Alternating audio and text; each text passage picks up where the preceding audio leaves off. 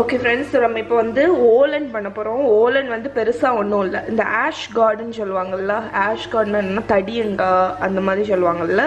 அது கருவேப்பிலை 2 பச்சை மிளகாவை கீரி ஒரு கடாயில் வந்து போட்டிருக்கேன். ஸோ இப்போ வந்து இதில் வந்து தேங்காய் பால் விடணும்.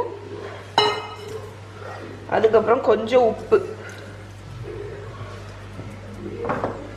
போட்டு இது வந்து நல்லா இப்போ வேகணும். இந்த தேங்காய் பால் இது 2வது தேங்காய் பால், அதாவது தண்ணியாக இருக்கும்ல அந்த தேங்காய் பால், கெட்டியான தேங்காய் பால் தனியாக எடுத்து வச்சுக்கோங்க. ஸோ இது வந்து இப்போ இந்த தேங்காய் பாலில் வந்து நல்லா வந்து வேகணும். சரியா? வெந்ததுக்கப்புறம் நம்ம இதில் வந்து பெரும்பயிறு வந்து வேக வச்சுருக்கேன். ஸோ இது வந்து என்னென்னு பார்த்தீங்கன்னா காராமணின்னு சொல்லுவோம்ல, அது வேக வச்சுருக்கேன். அதை கொஞ்சம் போட்டுடலாம். போட்டுட்டு அதுவும் வேகட்டும். ஸோ எல்லாமே இந்த 2வது தண்ணி தேங்காய் பாலில் வேகட்டும். வெந்தோடனே கடைசி நம்ம தேங்காய் பால் போட்டு இறக்கிற வேண்டியதான். ஸோ இங்கே பாருங்கள், ஓலன் வந்து தேங்காய் பால் ஊற்றி வேக வச்சோன்ல ஒரு லைட்டு போதும், 1 லைட் அரைச்சிடும். ஸோ தேங்காய் பால் ஊற்றி வேக வச்சோம்ல அது வெந்துடுச்சு.